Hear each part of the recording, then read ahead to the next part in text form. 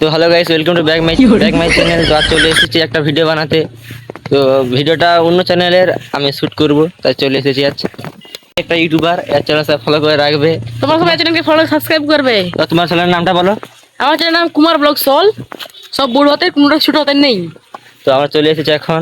তো ছোটখাটো ইউটিউবার আমরা, ছোটখাটো ইউটিউবার কেউ আর সাপোর্ট আর করেনি। হাই একটা সে। তো আমরা আস্তে আস্তে দেখলাম, তো আমাদের সঙ্গে আমাদের অনেক ফ্যান ট্যান আমাদের দেখা করতে এলো।